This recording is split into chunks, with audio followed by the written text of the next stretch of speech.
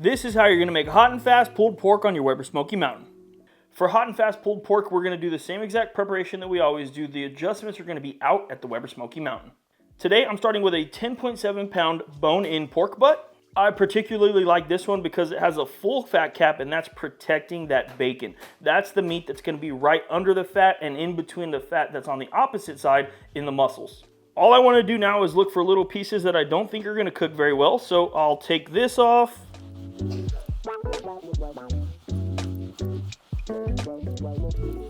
And that right there is pretty much all the preparation I need to do for a backyard pulled pork. Now it's time to season our pork butt up. We're not going to use a binder today. If you guys want to, you can obviously use yellow mustard. You can use hot sauce. Use whatever you'd like. I'm going to go over top with Killer Hog's TX rub. Do a pretty good layer. The reason I like this is because it has that black pepper, which I've talked about really liking in barbecue a lot. And then it also comes with those savory notes, a little bit of salt, pepper, garlic, all that good stuff. So I'm going to do a nice layer here. Flip it over, get all the sides.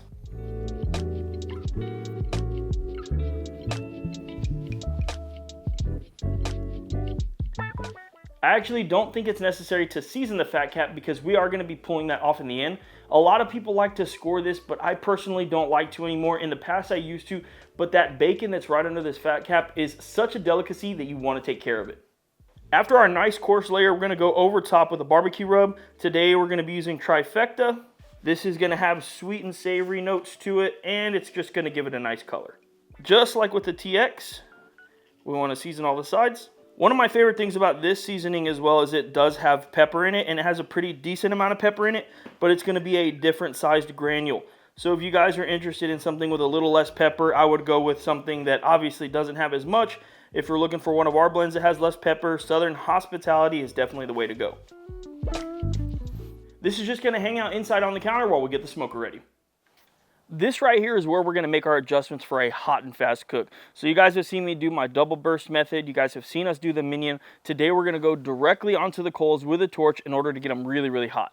You guys can see there's 3 vents at the bottom of my Weber Smokey Mountain. Currently they're closed, but what I want to do is I actually want to start my fire closest to one of my vents. You can choose any of them that you want to, but definitely focus on one. What we're going to do here is start the torch. And I'm just going to choose the front vent here. Now my goal here is to get half of these coals really nice and hot. It's going to be the ones that I have my torch over currently. And then right where my hand is, I kind of want this half to have no heat on it at all. Of course, the heat's going to come this way, but I don't want it that way initially. What I'm going to do is I'm actually going to be rotating this food consistently. That way we get the food over the hot coals, and then we get a little bit of rest so it's not so harsh right on that pork butt. And this is the way I prefer to do it if I'm looking for a hot and fast cook. After about a minute of my torch being on the coals, I think this is completely fine. We still want it to climb up to temp. We don't want it to be crazy ripping hot right off the bat. Now what I'm going to do is get my bottom grate in here. This is not going to have any food on it at all. This is just going to hold the water pan. My next step is to open up my front vent all the way. This is closest to the hot coals, and I'm keeping the other 2 closed. Now the next thing we want to do is put our half water pan down. I actually recently bought this one just so I don't have to keep buying the throwaways. I think that this might be a little more cost efficient, but we'll see. And you guys are probably going to be able to see what my goal here is now. So I have some hot coals over here. Even if I put my hand here right now, this is pretty hot. And then I come over here where there's the water pan, and this is going to be my cool zone. So we're basically doing 2-zone cooking in our Weber Smokey Mountain. Basically what I'm trying to do here is run my Weber Smokey Mountain exactly the way I would a drum smoker. Now I've got my grate on top of my Weber Smokey Mountain, and we are actually using the SNS spinning grate today. I've just found that it works really, really good. It's really easy to spin. It works on the kettle. It also works very well on the Weber Smokey Mountain. Now we're going to put the lid on top. One of the things I want you guys to notice is exactly how I'm setting up these vents on the Weber Smokey Mountain. So if I have the pork butt over the hot zone, I will put this also over the hot zone. If I have it over the cool zone, then I'll put these vents over the cool zone as well. That way we have all the airflow going right over the pork butt. Last thing we'll do right before we put the pork butt on is put 2 wood chunks. I like post oak and pecan, so that's exactly what we're using today. Now the smoke is rolling, we're going to go right onto the grate. We're going to do fat side down first. And like I said, we're going to put that vent directly over the pork butt. Now we're not going to look at this pork butt for 30 minutes. And at that point, we will make some adjustments, and we are going to try and make sure that we cook this as efficiently as possible. It's been right at 30 minutes. You can see the pork butt's looking really good, but nowhere near ready to wrap. I'm gonna go ahead and rotate the grate. And now it's gonna be over the water pan. So we're gonna do this for 30 minutes. I'm gonna rotate my top vent. And I like to be really quick while I'm doing this. I definitely want it hot, but I don't want it to get out of control. Now it's been a full hour on our pork butt. You can see that there's a nice color on it. I'm gonna go ahead and rotate one more time. And now what I'm gonna do is I'm actually gonna grab this pork butt and I'm gonna flip it over. We're gonna go back over top with that lid. Don't forget, we're gonna continuously rotate the vent to be over the meat. Now that we flipped over the pork butt, all we're worried about is one more rotation, and that color looked amazing just a second ago, so I know it's gonna be time to wrap. If you guys don't wanna flip it over, that's completely fine, but I do like to flip over just so I get good color all the way around that butt.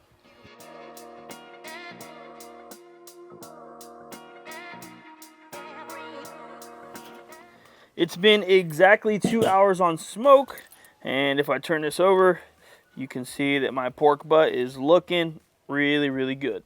And in typical fashion, I'm gonna wrap my pork butt the same way that I always do. I've got butter on the bottom. We'll go ahead and put some chicken broth. And then I'm gonna go over top with some Killer Hogs vinegar sauce. And if some gets in the side, I ain't worried about it.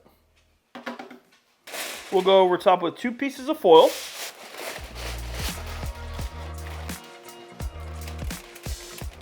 And we'll go right back on the middle of the rack, close the lid up. At this point of the cook, even though the pork butt is wrapped, I do want to continuously turn the rate just because we have that hot and that cool zone. That's the only thing we're going to do until we reach 205 internal.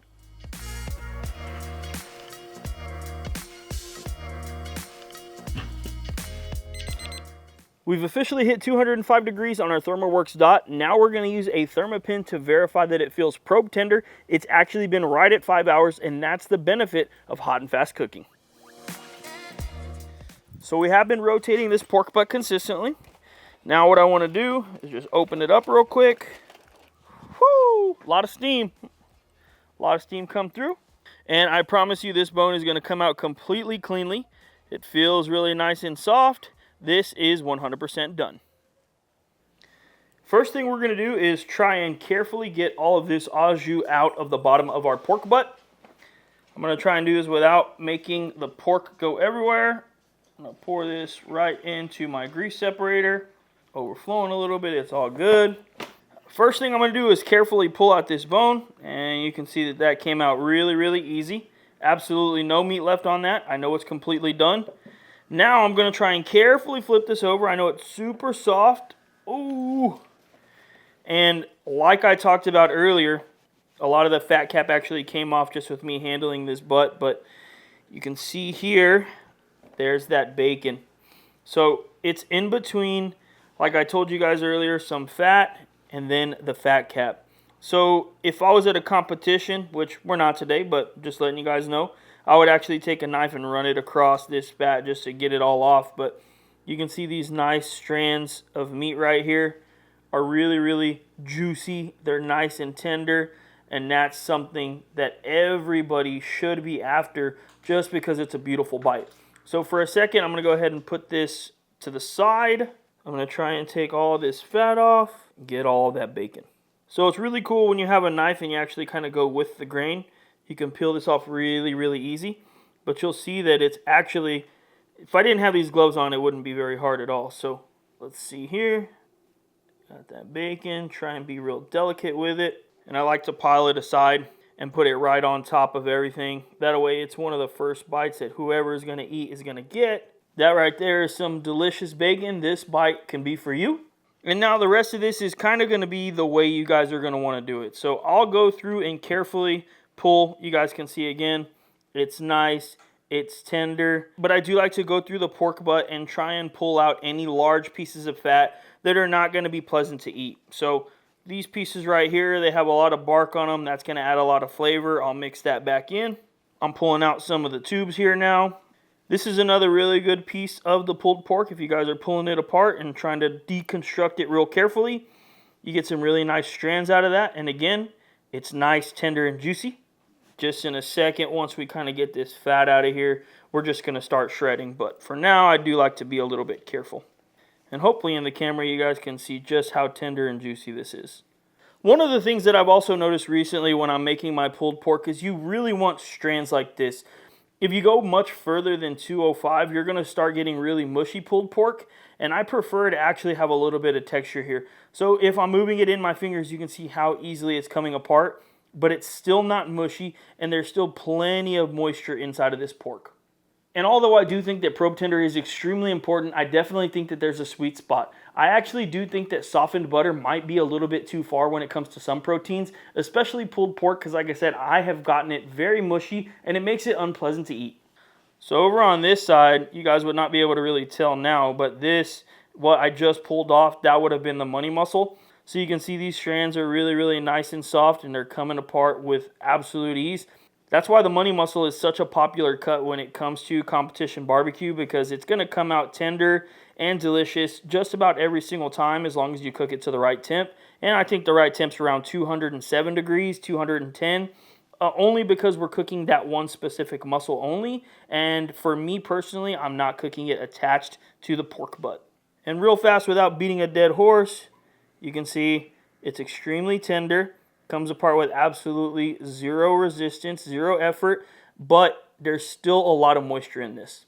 Now you saw earlier that we put the grease into this grease separator, and I'm just going to go ahead and release all the au jus, all the good au jus. You can see the good au jus on bottom, all the fat's up top.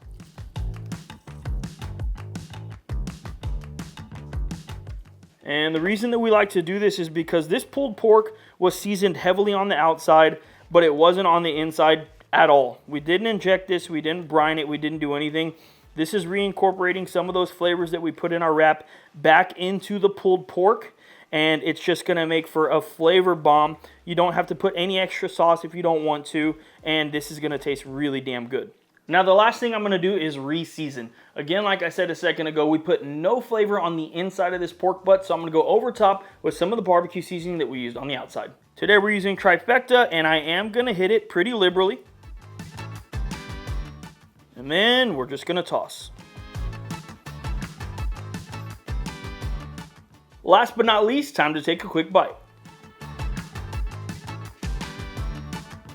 For a 5-hour pork butt, you would not be able to tell the difference. I get a great smoke flavor on that. It's extremely tender. It's extremely juicy. Re-adding the au jus just brings back so much good porky flavor. And then re-seasoning with trifecta is absolutely the way to go. If you guys are interested in trying some hot and fast cooking on your Weber Smokey Mountain, you can follow these steps for any protein, and I guarantee you it's going to be a hit. As always, we really appreciate you guys tuning into this video. Why do I always get louder when I say as always? Thanks, and we'll see you on the next one.